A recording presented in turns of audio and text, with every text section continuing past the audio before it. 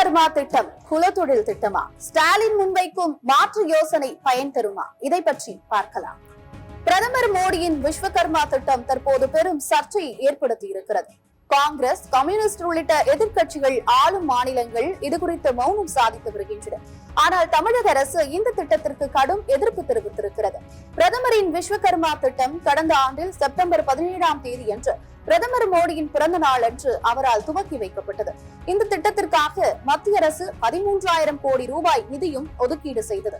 இந்த திட்டம் வரும் 2027-28 வரை 5 ஆண்டுகள் அமலில் இருக்கும் என்றும் அறிவிக்கப்பட்டுள்ளது. இந்த திட்டத்தில் பிரதமர் விஸ்வகர்மா சான்றிதழ் மற்றும் அடையாள அட்டையுடன் முதல் தவணையாக 1 லட்சம் ரூபாய் வரை வட்டியில்லா கடனும், 2ஆம் தவணையாக 2 லட்சம் ரூபாய் கடனும் வழங்கப்படுகிறது. இதற்காக வங்கிக்கு செலுத்த வேண்டிய வட்டியான 13%-ல் 8% மத்திய அரசு மானியமாக வழங்குகிறது. மீதம் 5% வட்டியை மட்டும் கடன் பெறுவோர் செலுத்தினால் போதுமானது என்று அறிவிக்கப்பட்டிருக்கிறது. அடிப்படை பயிற்சி, மேம்பட்ட பயிற்சி என 2 விதங்களில் பயிற்சிகள் வழங்கப்படுவதுடன் பயிற்சி பெறுவோருக்கு தினமும் 500 ரூபாய் நிதியுதவியாக வழங்கப்படுகிறது.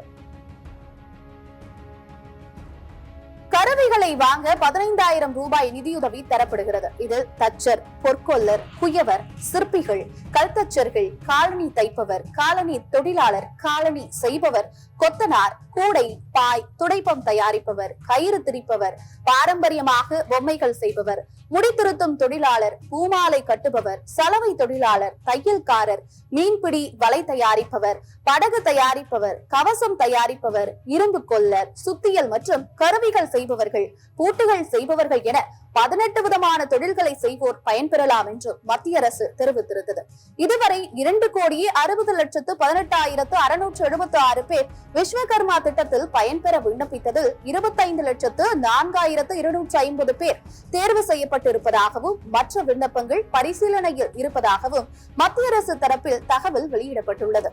தமிழ்நாட்டில் இந்த திட்டத்தை செயல்படுத்த மாட்டோம் என்று மத்திய சிறு குறு மற்றும் நடுத்தர தொழில் நிறுவனங்கள் துறை அமைச்சர் ஜிதன் ராம் மஞ்சிக்கு தமிழக முதலமைச்சர் மு.க.ஸ்டாலின் கடிதம் எழுதியுள்ளார். இந்த திட்டம் நிச்சயமாக சிறு குறு தொழில் முனைவோராக மாற நினைப்போருக்கு ஒரு நலம் பயக்கும் திட்டம்தான் என்பதில் சந்தேகம் கிடையாது.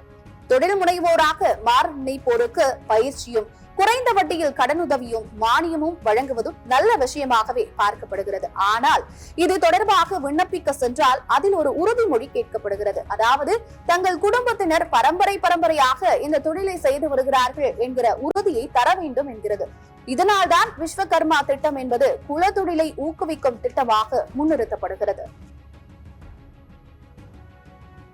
18 வயது நிரப்பிய யார் வேண்டுமானாலும் விண்ணப்பிக்கலாம் என்று மத்திய அரசு அறிவித்திருந்ததால் அனைவருமே இந்த தொழிலில் பயிற்சி பெற்று கடனுதவியை பெற முன் வந்திருப்பார்கள். ஏனெனில் இன்றைக்கு லாண்டரி, முடித்திருத்தும் நிலையங்கள், அழகு நிலையங்களாக மாற்றம், கேட்டரிங் என்கிற பெயரில் உணவு விடுதிகளை நடத்துவது, கழிவறை கான்ட்ராக்டுகளை எடுப்பது என்று நவீன தொழில்நுட்ப யுகத்தில் அனைத்து தரப்பினருமே அனைத்து தொழில்களையும் செய்து வருகிறார்கள். எனவே தொழில் முனைவோருக்கான ஊக்குவிப்பு என்றால் அதில் குலத்தொழிலை செய்பவர்களாகத்தான் இருக்க வேண்டும் என்கிற விதிமுறை வரும்போதுதான் சிக்கல் ஏற்படுகிறது. இந்த நிலையில் தமிழக முதலமைச்சரின் அறிவிப்பு ஒரு வித்தியாசமான கோணத்தில் இருப்பதை பார்க்க முடிகிறது.